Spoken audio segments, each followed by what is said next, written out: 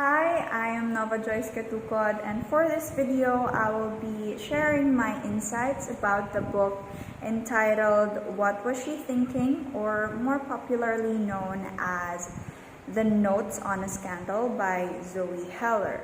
Now, we were tasked to dress up as one of the characters, and I have chosen Sheba Hart.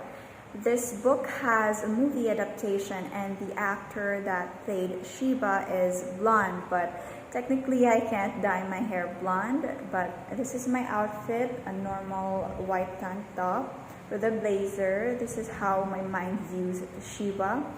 And Sheba is a new pottery teacher at St. George. That's why right now I am in school where my mother teaches, and I chose to film here since Sheba is a teacher.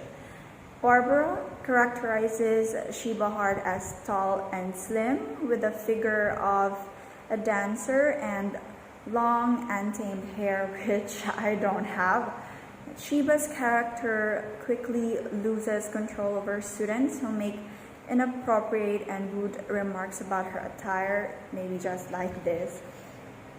And Barbara feels like Sheba will be a disaster at St. George.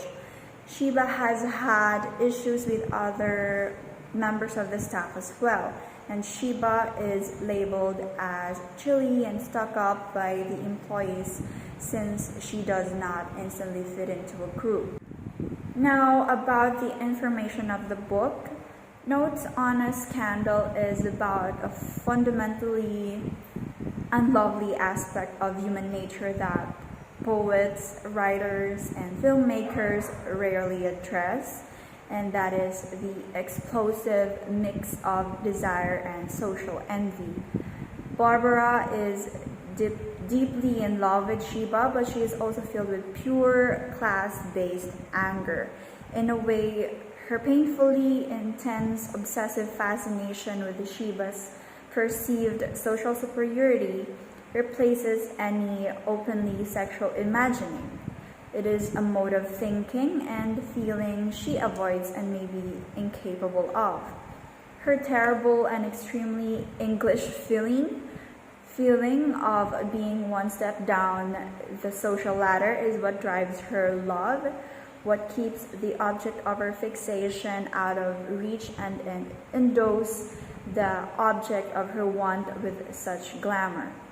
Barbara and Sheba meet for the first time at St. George. Barbara is first charmed by Sheba's quiet attitude toward the workers, but she quickly begins to doubt Sheba's intelligence. And this changes when Sheba befriends someone that Barbara regards as absolutely inappropriate. And Barbara and Sheba became friends when Barbara helps her with the disciplinary problem. As Barbara becomes attached to Sheba, she learns that Sheba is having an affair with one of St. George's students.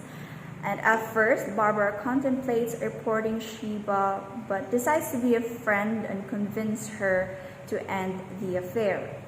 Barbara considers Stephen Connolly to be an average boy with average looks and intelligence, and Sheba sees no reason for her obsession with him. Richard rejects Sheba, and Barbara takes her in to assist with the crisis. And Sheba is arrested and released on bail after Stephen's mother discovers the romance. And Barbara is compelled to resign since she was aware of it but did nothing about it. And Barbara takes up her apartment lease so that she and Sheba may move into Eddie's home.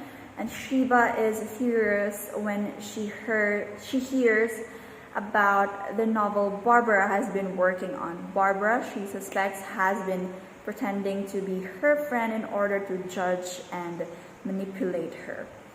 And Barbara finds that Sheba has created a statue of a mother and a child and destroys the statue as well as any images of the affair that Sheba still possesses. Now, there's this dialogue or scene of Sheba and Barbara that stuck to my mind.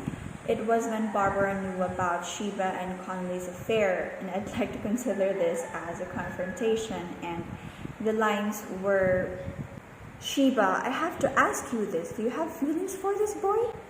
"Well, yes. What, you mean do I fancy him or something?" "God, no. Absolutely not. I'm fond of him. He's a sweetie.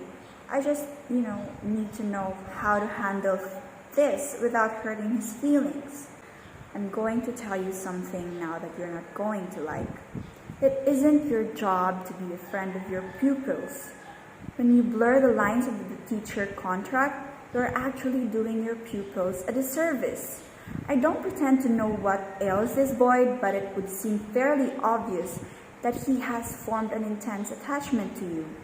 You have to tell him firmly that there is to be no further contact between the two of you."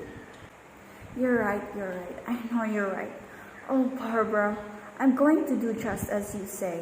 I've been a terrible silly, but I'm going to be very, very tough from now on. I promise. And cut! That is all about Notes on a Scandal. Once again, I am Nova Joyce Katukod from Abel's 1-2. Thank you.